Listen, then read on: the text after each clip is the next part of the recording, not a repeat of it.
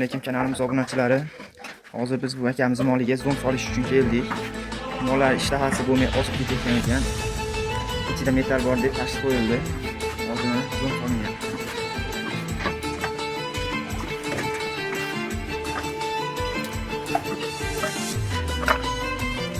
Bu magnitli bo'ladi. Oshqozondagi temir metallarni tortib oladi. Mana bo'ladi.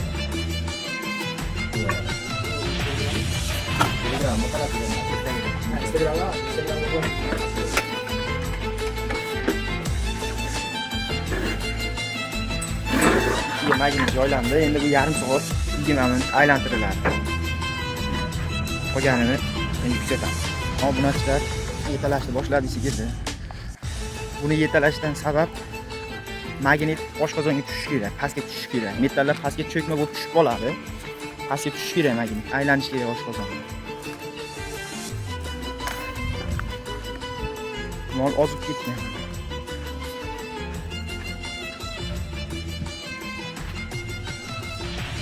Endi magnit tortgandan keyin hozirga qo'yamiz.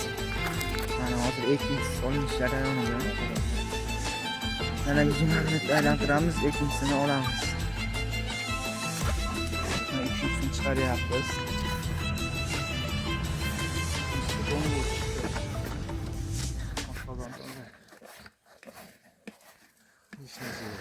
Yo'qmi? Bo'sh chiqdi, mana oshqozon toza ekan. Asfaltlar bor ekan. Ashnama. Soqolaldi yanada razli bor. 3 marta solindi, mayda temirlar chiqdi, uchinchisida bo'sh chiqdi mana. Oshqozon tozalanibdi. Kimga shunaqa xizmatlar bo'lsa, bemalol bunaqa ularni urasizlar.